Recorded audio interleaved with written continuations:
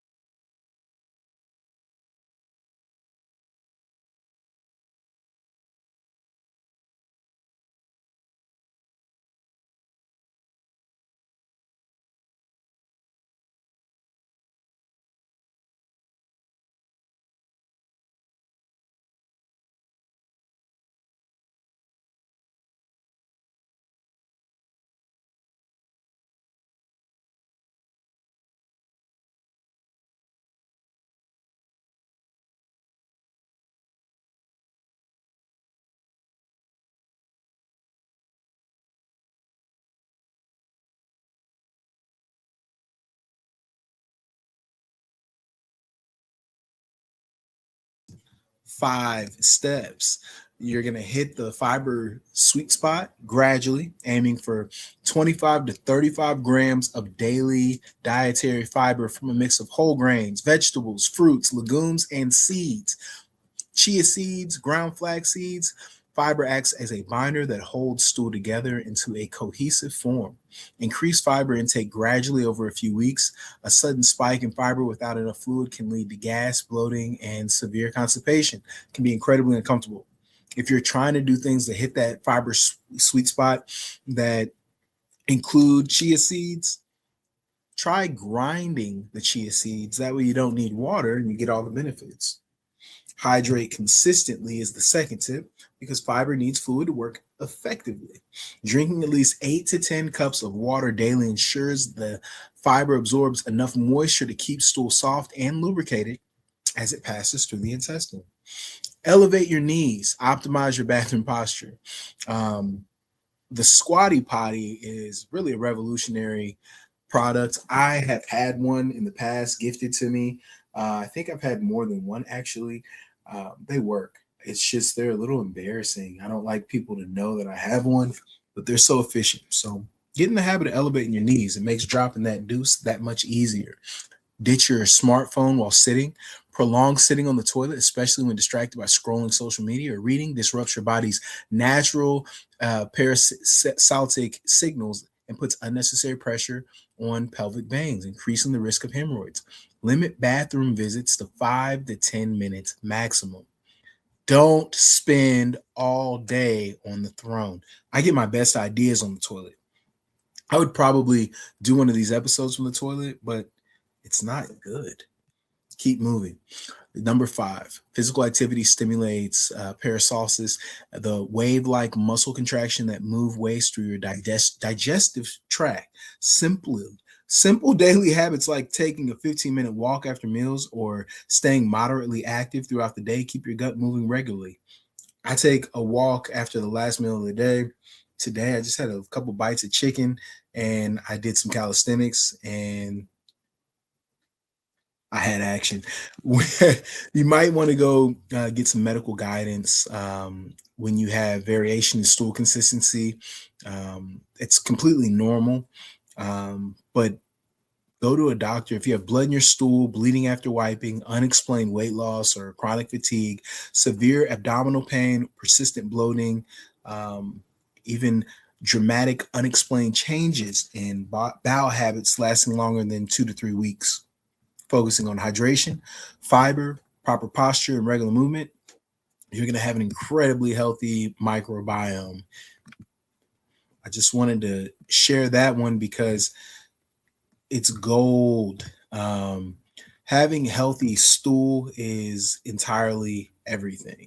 Once you get to that sweet spot where you're having ghost poops, you've graduated.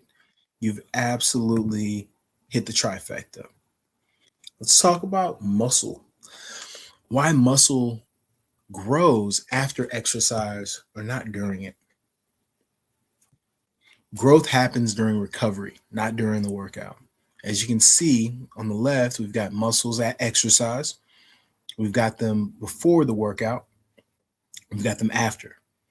It's a pump. It's trying to reassemble, it's trying to put itself back together, but only time, proper nutrition, and rest can do that. The illusion of training and what really happens during exercise is that phenomena of micro tears, structural damage. Skeletal muscle consists of thousands of individual muscle fibers wrapped in connective tissue. When subjected to mechanical tension, especially during the eccentric or lowering phase of a movement, these muscle fibers undergo physical stress, resulting in microscopic damage known as micro tears. Contrary to popular belief, this micro damage is not an immediate upgrade to the muscle. It is structural trauma. During the exercise session, micro tears occur across sarcomeres, the basic functional units of muscle fibers. Structural integrity is temporarily compromised. Muscle force outputs drop significantly because the fibers are fatigued and you're sustaining damage. Secondarily, we need to know about the illusion of the pump. I was talking about it, joking earlier. The temporary full appearance, that swollenness that you have during a workout, It's caused by state MPB versus MPS net result during exercise. Catabolic MPB is greater than MPS net loss over your tissue breakdown post exercise. No rest, nutrients is going to be catabolic. That means you're going to have more catabolic in a state of atrophy. You are keeping your body catabolic. You want to be anabolic to build. Catabolic is where it's broken down. You know that you're catabolic because when you go to the gym, you're intentionally breaking down your muscle fibers. Part 3, the repair cascade, how muscle fiber supercompensation really works. When training ceases, the body initiates a complex biochemical process designed not just to repair the micro tears, but to fortify the tissue against future stress. This adaptive response is known as supercompensation. Looking at this chart, you can see that intense performance makes recovery peak. Supercompensation, where you get stronger and bigger, is something that happens over time with longer recovery. Post workout, you're only going to experience, feel, and know fatigue and micro damage. So, how do we get bigger? Step 1 is inflammation and signaling. Immediately after exercise, damaged muscle cells release inflammatory signals, including cytokines, cytolyte cells that are dormant stem cells residing on the outside of muscle fibers. They're activated by this chemical signal and migrate to the site of the injury. Your cytokines are like red blood cells for muscles. They go there to repair. They go there because your body is signaling inflammation. Your muscle cells release inflammatory signals, i.e. cytokines. Step 2 is going to be cellular repair and nuclei addition. Once at the site of the microtears, satellite cells proliferate and fuse with existing muscle fibers. They donate their nuclei to the damaged cells because of gaps created by microtears, increasing both the diameter and density of each muscle fiber. As a result, the repaired muscle fiber is both thicker and stronger than it was before the workout, ensuring it can handle similar loads in the future with less damage. Make sure the hormones and everything that they signal are there. Make sure that you're getting that protein adequately and consistently so your body can come to expect it. When it comes to expect it, the hypertrophy skyrockets. Part 4, pillars of effective recovery. Understanding that growth occurs exclusively during rest highlights the necessity of optimizing the recovery environment. Without deliberate recovery strategies, the body cannot execute protein synthesis effectively. You can't be in a hypertrophic state without rest. You can't be hypertrophic without protein. You can't grow without all of these things aligning. So sleep, the ultimate anabolic window. Sleep is the primary engine of muscle repair. During deep non-REM or stage 3 sleep, the brain releases significant bursts of HGH, human growth hormone, and activates tissue building pathways. Furthermore, sleep reduces levels of cortisol, a catabolic hormone that promotes protein degradation. Stress burns muscle. You don't want to lose your muscle. Mental health is so important. Staying at peace is so important. All of these things are important when you're trying to grow your muscles, especially as we get older. Optimally, you want to get about 7 to 9 hours of quality sleep per night. You want nutrition. You want to provide your body with the building blocks of protein that are necessary to be synthesized to turn into new, better muscle. Amino acids. Consuming complete proteins provides essential amino acids, particularly leucine, which triggers the mTOR pathway, the cellular master switch for muscle protein synthesis. Eggs are a complete protein that have all of our amino acids.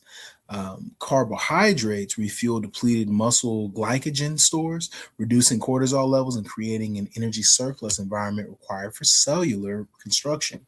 You need carbs, you need protein, you need rest, you need amino acids, but you got to train. Between training, rest days are essential. Training the same muscle group continuously without rest interrupts the repair cycle. That's why when we do full body, we take it easy. We touch everything, but we don't break anything. And we repeat. We continue to grow. We continue to improve.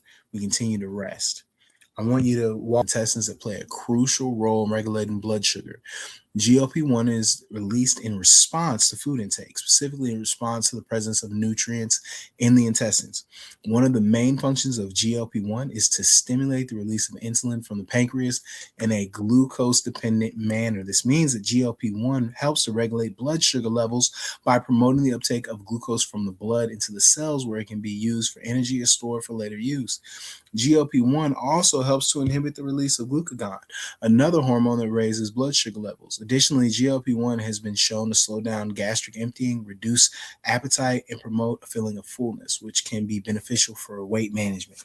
Due to its important role in regulating blood sugar levels and metabolism, GLP-1 has become a target for the development of medications for the treatment of type 2 diabetes and obesity. GLP-1 receptor antagonists are a class of medications that mimic the effect of GLP-1 in the body and are used to help control blood sugar levels in people with type 2 diabetes.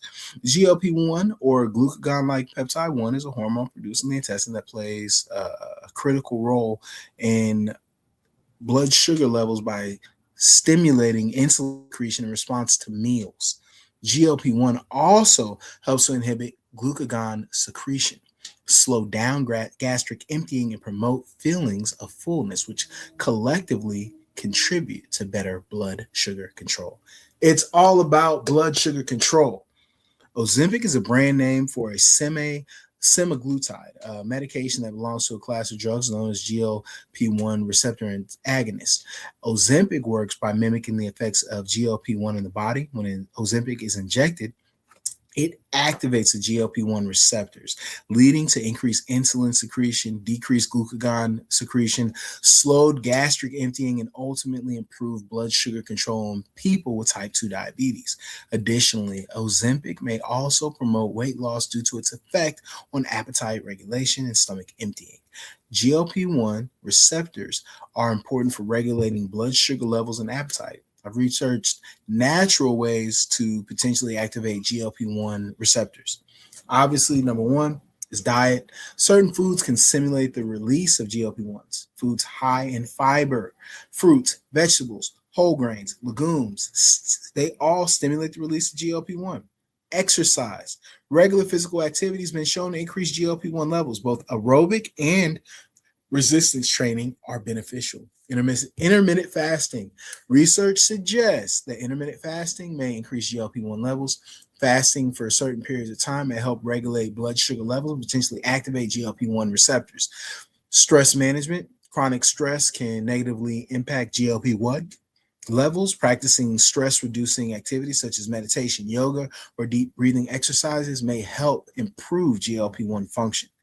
Number 5 is adequate sleep. Getting enough quality sleep is important for overall health, including hormone regulation. Poor sleep habits can disrupt hormones like GLP-1, so ensuring you get enough restful sleep each night is crucial. Weight management is number 6. Maintaining a healthy weight through a balanced diet and regular exercise can help regulate GLP-1 levels. Excess body weight can affect hormone balance, including GLP-1. And number 7 is probiotics. Some research suggests that certain probiotics may influence the GLP-1 levels in the gut. Consuming foods rich in probiotics or taking a probiotic supplement may have a positive effect on gut health and GLP-1 function.